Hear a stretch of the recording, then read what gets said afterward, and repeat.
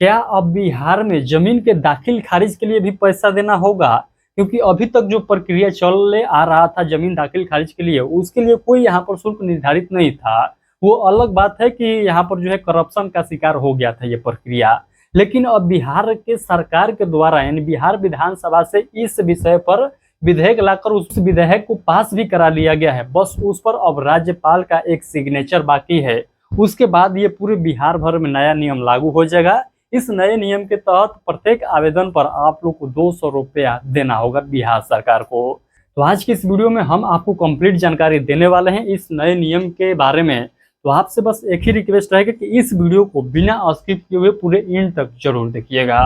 तो चलिए इस नियम के बारे में हम लोग जो है विस्तार से समझने का प्रयास करते हैं। उससे पहले आप लोग समझिएगा कि यहाँ पर जो है 200 रुपया निर्धारित किया गया है। तो बिहार सरकार के द्वारा जो बिहार विधानसभा से जो बिल पारित किया गया है, जो पास कराया गया है, उसमें यह निर्धारित किया गया है कि प्रति आवेदन पर जो है 200 रुपया आपको देना होगा। चलिए मैं आप लोग को आगे क्लियर करता हूँ कि कैसे जो है यहाँ पर पैसा आप लोग को देना होगा। तो क्या बदलाव हुआ है नए नियम में, यानी पुराने नियम क्या था और नया नियम क्या है। तो पुराने नियम जो है बिल्कुल फ्री था, जैसे कि यहाँ पर लिखा गया है कि पहले बिहार में दाखिल खारिज यानी म्यूटेशन के लिए जो प्रक्रिया था ये आमतौर पर निःशुल्क थी। सिर्फ जो है आप लोग ऑनलाइन जो है शुल्क लग रहा था, यानी सीएससी सेंटर पर आप लोग जा रहे थे तो वो अपना खर्च ले रहा था। बाकी जो है बिहार सरकार के द्वारा यहाँ पर एक पैसा भी नहीं लग रहा था। अब नया कानून के अनुसार बतलाया गया है कि दाखिल खारिज के प्रत्येक आवेदन पर 200 रुपया जो है सरकारी शुल्क लिया जाएगा।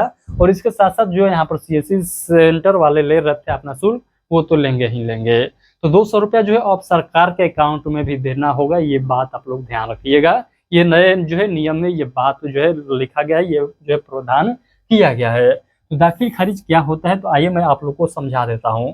तो देखिए दाखिल का मतलब होता है कि जो व्यक्ति जमीन खरीदा है या जो व्यक्ति जो पहले जिसके नाम पर था उसके बाद अपने नाम पर ट्रांसफर कराना चाहता है उस जमीन को, तो उसके नाम से जो है क्या हो जाएगा, दाखिल हो जाएगा। जो जमीन खरीदा है उसके नाम पर जमीन को दाखिल करना है, और जो जमीन बेचा है या जो जमीन अपने नाम से दूसरे नाम पर करा रहा है उसके नाम से खारिज करना है। यही जो है हो जाता है दाखिल खारिज। यानी जिस व्यक्ति के नाम पर जमीन को चाहगाना है उसको बोलेंगे हम लोग दाखिल, और जिसके नाम से जमीन को जो है कटवाना है हटाना है उसको बोलेंगे खारिज।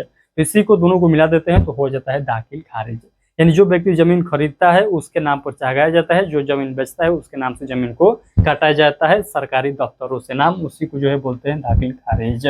जब कोई व्यक्ति जमीन खरीदता है, विरासत में जमीन प्राप्त करता है या दान या बंटवारे से जमीन उसके नाम होती है, तो राजस्व अभिलेख यानी जमाबंदी में नए जो है मालिक का नाम दर्ज करने की प्रक्रिया को ही दाखिल खारिज यानी म्यूटेशन कहा जाता है। तो आई होप ये पॉइंट आप लोग को क्लियर हो चुका है कि आखिर दाखिल खारिज हम लोग बोलते क्यों है। क्योंकि आप लोग देखे होंगे कि बहुत लोग ये सोचते हैं कि जमीन हम लोग रजिस्ट्री करा चुके हैं तो अब जो है हमारे नाम पर वो जमीन हो गया है, जो कि बिल्कुल गलत है। एकमात्र रजिस्ट्री करा लेने से आपके नाम पर जमीन नहीं हो जाता है, ये बात आप लोग ध्यान रखिएगा। क्योंकि सरकार तभी आपके नाम पर जमीन मानेगा जब आपके नाम पर वो जमीन दिखाएगा। आपके नाम पर जमीन दिखाएगा कैसे, तो उसका प्रक्रिया है दाखिल खारिज। तो नया शुल्क कब से लागू हो जाएगा, तो अभी जो है यह विधेयक विधानसभा से पारित हुआ है। इसके बाद जो है राज्यपाल का जो है यहाँ पर सिग्नेचर लगने वाला है। जैसे ही राज्यपाल का सिग्नेचर हो जाता है तो पूरे बिहार भर में लागू हो जाएगा। ये नया नियम पूरे बिहार भर में लागू हो जाएगा। यानी जहिया से ये नियम लागू हो जाएगा उसके बाद आप लोग को 200 रुपया जो है प्रति आवेदन पर आप लोग को शुल्क देना होगा सरकार को। तो आई होप ये पॉइंट आप लोग को क्लियर हो चुका है। तो आप लोग बताइएगा कि इस नियम के बारे में आप क्या कहना चाहेंगे, एक प्यारा सा कमेंट करके जरूर बताइएगा। आप लोग जो है अपना मत भी यहाँ पर रख सकते हैं इस वीडियो के कमेंट बॉक्स में कि इस नए नियम के बारे में आप क्या सोचते हैं। तो चलिए फिलहाल के लिए इतना ही। और हाँ, आप लोग चाहते हैं कि बिहार में किसी भी प्रकार के कोई जो है मूवी से संबंधित नोटिस आता है उसका जानकारी सबसे पहले आप तक पहुँचता रहे, तो आप लोग हमारे चैनल को सब्सक्राइब सभी लोग जरूर कर लेंगे। चलिए बहुत बहुत धन्यवाद।